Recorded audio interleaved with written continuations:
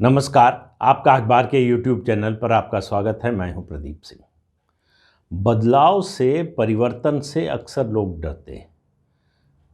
वजह उसकी ये है कि बदलाव अपने साथ अनिश्चितता भी लाता है, और बदलाव जब अनिश्चितता लाता है तो एक असुरक्षा की भावना भी पैदा करता है। लेकिन हर बदलाव के साथ ऐसा नहीं होता। कुछ बदलाव होते हैं, कुछ ऐसी परंपराएं, परिपाटियां डाली जाती हैं, खासतौर से लोकतंत्र में, जिनका अनुकरण किया जाना चाहिए, जिनकी सराहना की जानी चाहिए, जिनकी प्रशंसा की जानी चाहिए, जिनका जो भी इस परिपाटी को, इस परंपरा को शुरू करे, उसको उसको जो है शक की निगाह से तो कम से कम नहीं देखा जाना चाहिए। लेकिन जब मामला नरेंद्र मोदी का हो तो शक की निगाह से न देखा जाए, ऐसा तो संभव ही नहीं है।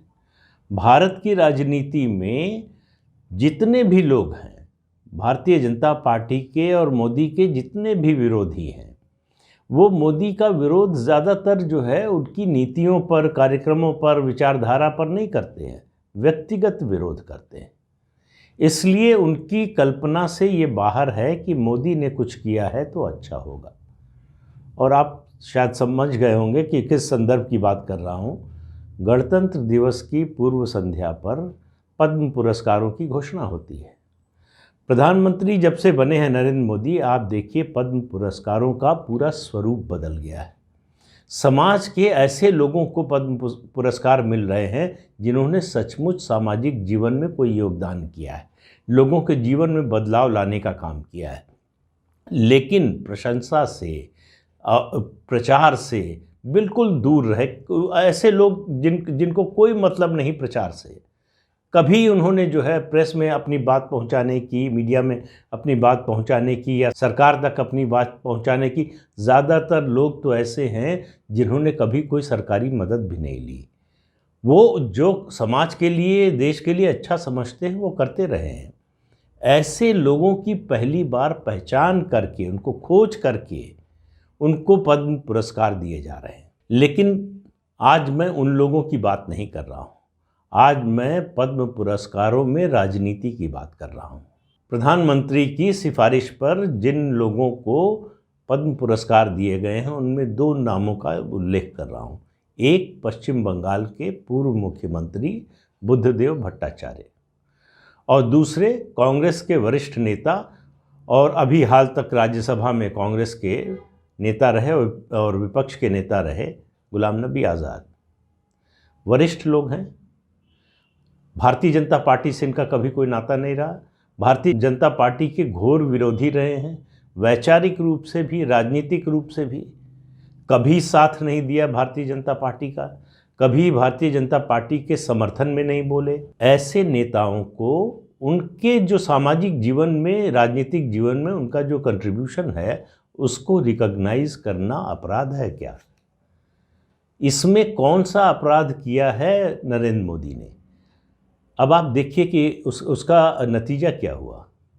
नतीजा ये हुआ, पद्म पुरस्कारों के बारे में एक बात तो आपको बता दें कि जब इनकी घोषणा की जाती है, उससे पहले जिसको पुरस्कार दिया जा रहा है, उससे होम मिनिस्ट्री के अधिकारी, वरिष्ठ अधिकारी संपर्क करते हैं उनसे, और ये पूछते हैं कि आपको एतराज़ तो नहीं है। अगर उनको एतराज़ हो तो नाम हटा दिया जाता है। अगर कहते हैं एतराज़ नहीं है तो फिर उनकी घोषणा होती है।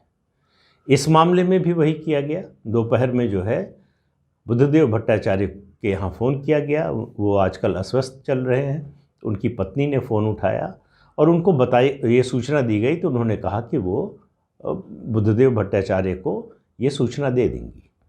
अब वहाँ से जो खबर आई उसके मुताबिक, ये खबर सुनकर बुद्धदेव भट्टाचार्य मुस्कुराए। उन्होंने या उनकी पत्नी की ओर से या उनके परिवार के किसी सदस्य की ओर से गृह मंत्रालय को ऐसी कोई सूचना नहीं दी गई कि उन्होंने पुरस्कार लेने से मना कर दिया है या उनको एतराज़ है।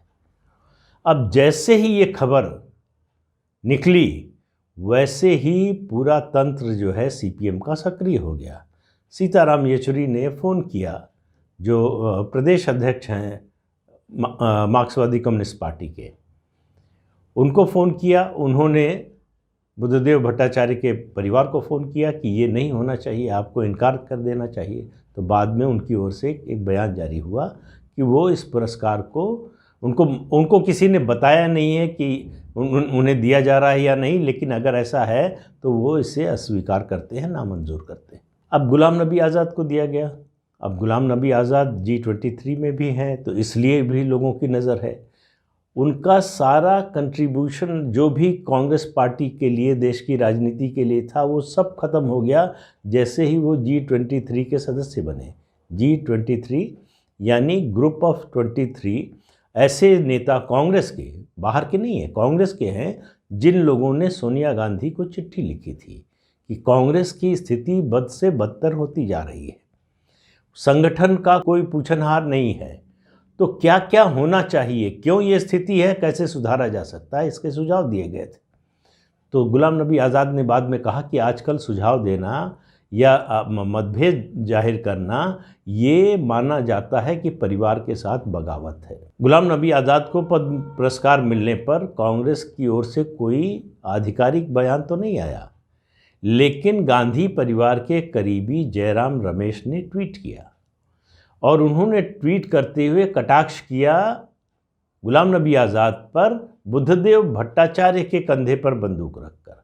बुद्धदेव भट्टाचार्य का जो बयान था वो जब ट्वीट के रूप में सोशल मीडिया पर आया तो उन्होंने कहा कि यही होना चाहिए था, वो आज़ाद रहना चाहते हैं, गुलाम नहीं होना चाहते। इसका क्या मतलब है? मतलब गुलाम नबी आज़ाद भारतीय जनता पार्टी के या मोदी के गुलाम बनने को तैयार हो गए। तो ये दृष्टि देखिए, सोचने की है। तो लेकिन मुझे कोई इसमें जो है आश्चर्य नहीं होता कांग्रेस के लोगों की इस रिएक्शन पर, और सीपीएम के भी इस रिएक्शन पर। सीपीएम में एक और उदाहरण है, ईएमएस नंबूदिरीपाद जब केरल के मुख्यमंत्री थे तब उनको पद्म पुरस्कार देने की सिफारिश की गई थी, जिसे लेने से उन्होंने मना कर दिया। उन्होंने कहा कि वो सैद्धांतिक रूप से किसी भी इस तरह के पुरस्कार के खिलाफ है, लेकिन वो उस समय मुख्यमंत्री के पद पर थे।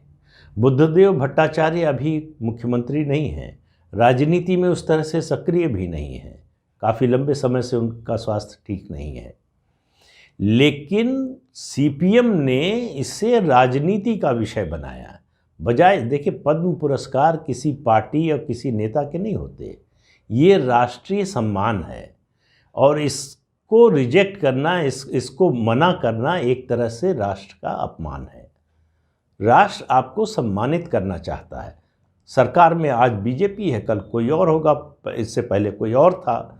तो ये जो पुरस्कार दिए जाते हैं, जब तक कि आपको ये न लगता हो कि जिसको दिया गया है वो इसको डिज़र्व नहीं करता, वो इसके लायक नहीं है, तो तब तो आलोचना समझ में आती है। अगर आपको लगता है कि डिज़र्विंग है, तब आलोचना जो है वो केवल राजनीतिक चश्मे से की जा सकती है, राजनीतिक दृष्टिकोण से की जा सकती है। लेकिन कांग्रेस के लिए जो है ये जो है नई बात है, ये परिवर्तन है जिसको वो स्वीकार करने को तैयार नहीं है। उनको विश्वास ही नहीं हो रहा है। पहले तो उनको बहुत बड़ा झटका लगा था, बहुत बड़ा शॉक लगा था जब पूर्व राष्ट्रपति प्रणब मुखर्जी को भारत रत्न दिया मोदी सरकार ने। तो ऐसा लगा कि जैसे कांग्रेस पार्टी को गाली दे दी गई हो।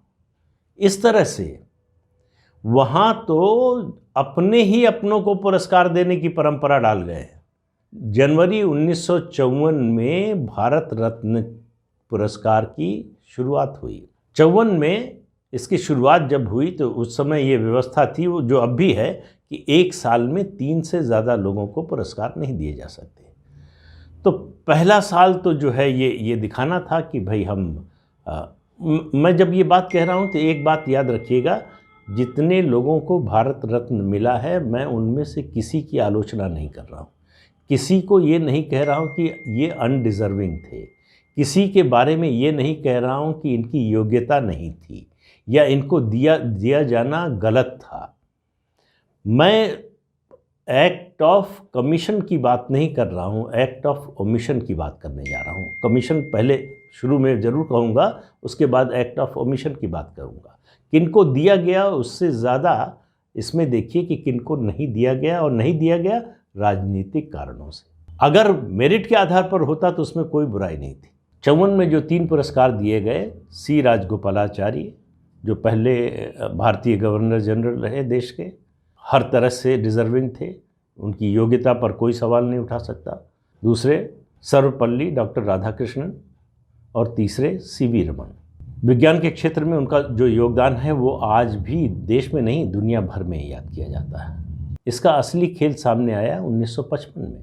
पद्म पुरस्कार या भारत रत्न वो भी उसी में आता है, सबसे बड़ा नागरिक सम्मान है भारत का। प्रधानमंत्री की संस्तुति पर राष्ट्रपति देते हैं, प्रधानमंत्री संस्तुति करता है। दूसरे ही साल इस नियम में बदलाव किया गया, मतलब औपचारिक रूप से बदलाव नहीं हुआ, अनौपचारिक रूप से। प्रधानमंत्री रहते हुए जवाहरलाल नेहरू ने खुद को ही भारत रत्न से सम्मानित कर लिया। इसके लिए कहा गया कि उन्होंने नहीं कहा था, ये तो राष्ट्रपति डॉक्टर राजेंद्र प्रसाद वो देना चाहते थे, उन्होंने ऐसा किया, उन्होंने जो है इसकी जो है घोषणा की। तो आप इससे समझ सकते, अरे भाई अगर आप समझते थे कि ये ठीक नहीं है, ये अच्छी परंपरा नहीं है, तो आप मना कर सकते थे। आपको सूचित किया गया होगा, आपसे कंसेंट ली गई होगी, आप उस समय मना कर सकते थे कि ये जो है अच्छी परंपरा नहीं डाली जा रही है, उचित नहीं है। लेकिन ऐसा नहीं हुआ। अब उसके बाद देखिए, उनको जवाहरलाल नेहरू को भारत रत्न मिला, इस पर मुझे कोई एतराज़ नहीं है। मैं ये नहीं कह रहा हूँ कि भारत रत्न के लायक नहीं थे जवाहरलाल नेहरू, लेकिन खुद प्रधानमंत्री रहते हुए पुरस्कार लेना ये कौन सी नैतिकता है, एक सवाल। दूसरा, जब इतने ज़्यादा डिज़र्विंग लोगों को आप इग्नोर करते हैं सिर्फ इसलिए कि उनसे राजनीतिक रूप से सहमत नहीं है। डॉक्टर भीमराव अंबेडकर, संविधान के निर्माता, जिनको आज तक हम जो है इस रूप में याद करते हैं कि संविधान जो हमारा है आज, वो डॉक्टर भीमराव अंबेडकर की देन है। उनको भारत रत्न कब मिला? उनको भारत रत्न मिला 1990 में वीपी सिंह की सरकार में। आप अंदाज़ा लगाइए, उससे पहले। और इस भारत को, मतलब अलग अलग रियासतों को एक करके भारत देश भौगोलिक रूप से बनाने वाले लौह पुरुष सरदार वल्लभ भाई पटेल, उनसे ज़्यादा डिज़र्विंग कौन था भारत रत्न के लिए? उनको भारत रत्न कब दिया गया? 25वें नंबर पर चंद्रशेखर की सरकार ने दिया, 1991 में मिला। आप इससे अंदाज़ा लगाइए कि इतने बड़े कद के लोगों का किस तरह से तिरस्कार किया गया। नेहरू ने नहीं दिया, इंदिरा गांधी ने भी नहीं दिया। इंदिरा गांधी ने भी अपने पिता के पद चिन्हों पर चलते हुए 1971 में प्रधानमंत्री रहते हुए अपने को भारत रत्न से सम्मानित करा लिया। तो गांधी परिवार से 3 प्रधानमंत्री बने, तीनों भारत रत्न हैं। राजीव गांधी को मरणोपरांत मिला। अगर 1989 मतलब 1989 का चुनाव जीते होते तो शायद प्रधानमंत्री रहते हुए भारत रत्न हो जाते, लेकिन दुर्भाग्य से वो चुनाव भी हार गए, और उससे बड़ा दुर्भाग्य ये हुआ कि जो है उनकी मौत हो गई, उनकी हत्या हो गई। तो कुल मिलाकर बात ये है कि किस तरह के, अच्छा, डॉक्टर अंबेडकर और सरदार पटेल से पहले किन लोगों को भारत रत्न मिला? मैं जो दूसरे क्षेत्रों के हैं, एक्सपर्ट्स हैं, विशेषज्ञ हैं, जानकार हैं, उनकी बात नहीं कर रहा हूँ, केवल राजनीतिक नामों की बात कर रहा हूँ। तो आपको राजनीतिक नाम वो जो है वो आपको पढ़ के सुनाता हूँ। नेहरू जी को जिस साल मिला, उसके बाद जो है 1957 में मिला गोविंद वल्लभ पंत को, जो मंत्री थे नेहरू जी की कैबिनेट में। सरदार पटेल को, डॉक्टर अंबेडकर को तब भी नहीं मिला। फिर 61 में मिला पुरुषोत्तम दास टंडन को। फिर 1962 में मिला डॉक्टर राजेंद्र प्रसाद को। कैसे मिल गया मुझे समझ में नहीं आया। जो भावना थी उनके प्रति नेहरू जी की, उसको देखते हुए ये बहुत बड़ा आश्चर्य था। लोग कहते हैं कि शायद उन्होंने जो है वो एक तरह से उस कर्ज़ को लौटाया कि डॉक्टर राजेंद्र प्रसाद ने उनको भारत रत्न दिया, विरोध नहीं किया, इसलिए उनको दे दिया गया। वरना तो डॉक्टर राजेंद्र प्रसाद की मौत के समय भी नेहरू जी नहीं गए। भारत रत्न डॉक्टर राजेंद्र प्रसाद को इलाज के लिए मोहताज होना पड़ा राष्ट्रपति पद से हटने के बाद। इससे आप अंदाज़ा लगाइए। उसके बाद 1966 में शास्त्री जी को दिया गया, उनकी मौत के बाद। 1975 में वीवी गिरी को मिला, 76 में कामराज को मिला, 1980 में मदर टेरेसा को मिला, सरदार पटेल को, डॉक्टर अंबेडकर को नहीं। 83 में विनोबा भावे को मिला, 87 में खान अब्दुल गफ़ार खान को मिला, फ्रंटियर गांधी। 1988 में एमजी रामचंद्रन को मिला। इतने लोगों के बाद डॉक्टर अंबेडकर का नाम आया, फिर उसके बाद सरदार पटेल का नाम आया। तो एक परंपरा जो अच्छी नरेंद्र मोदी शुरू करना चाहते थे नहीं बल्कि शुरू की है, उसका स्वागत करने की बजाय कि भाई ये भेदभाव किए बिना कि हमारी पार्टी के हैं कि नहीं, हमारी विचारधारा के हैं कि नहीं, हमारी विचारधारा से उनका कोई लगाव है कि नहीं, इसके बावजूद उनको पद्म पुरस्कार, क्योंकि उनकी सोशल लाइफ में उनका जो कंट्रीब्यूशन है सोशल पॉलिटिकल लाइफ में, उसके आधार पर दिया जा रहा है। वो सम्मान भी नहीं देखा जा रहा है। सम्मान को अपमान समझने वाले किस तरह की मानसिकता के लोग हैं, आप अंदाज़ा लगाइए उनकी मानसिकता का कि सम्मान, ये इससे आपको अंदाज़ा लगेगा छुआछूत की जो बीमारी थी हमारे समाज में, ये पॉलिटिकल अनटचेबिलिटी है कि मोदी ने दिया है, नहीं लेंगे, विरोध करेंगे, उसको गलत बताएंगे। आज तक कांग्रेस की ओर से प्रणब मुखर्जी को भारत रत्न मिलने पर खुशी या उसका स्वागत नहीं किया गया। इससे आप अंदाज़ा लगाइए कि परिवार से बाहर के लोगों के प्रति किस तरह की भावना है।